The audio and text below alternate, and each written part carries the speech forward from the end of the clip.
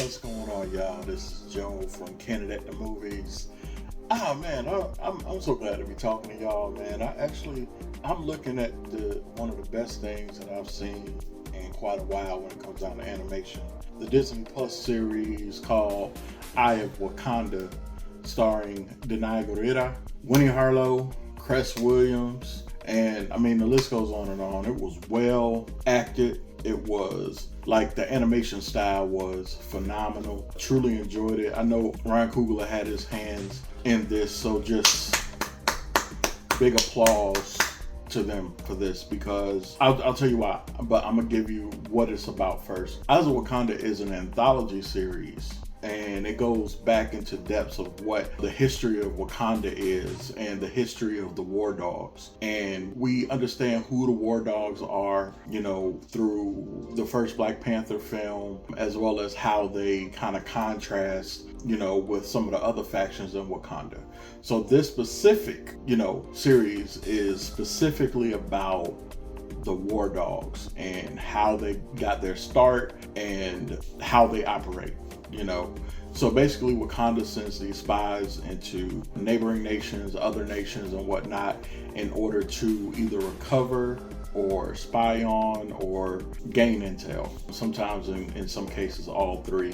So they have to really weave themselves into the society that they're in. And this 4-episode anthology series really all connected at the end once you see who the final Black Panther is.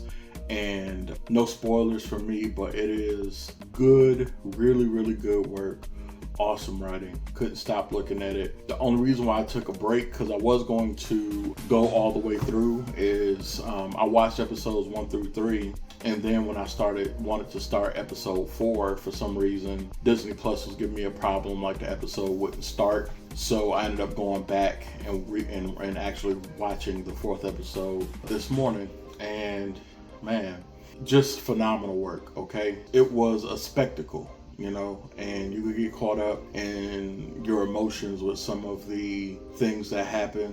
There's also some Easter eggs in there that you'll see, and you'll understand what it is that you're looking at once you see it. Especially if you've been watching the MCU for quite a while, you'll see why certain things happen certain ways, and the temperament of the war dogs was really key to a lot of how the history of Wakanda is shaped. Because for those of you all who don't know, Wakanda had laws against dealing with other nations and coming in and helping other nations, because let's face it, their idea of the outside world was full of savagery and they didn't want to get caught up in that. So, but the war dogs were able to see the world in a totally different light, because they actually were able to leave the country and see certain things. And that's a message for those of you all who don't want to travel, who don't want to go anywhere, who haven't been beyond 100 miles of where they live. Go somewhere else, see how the people live, and it will completely change your thought process on the world. I'm telling you this as somebody who loves to travel.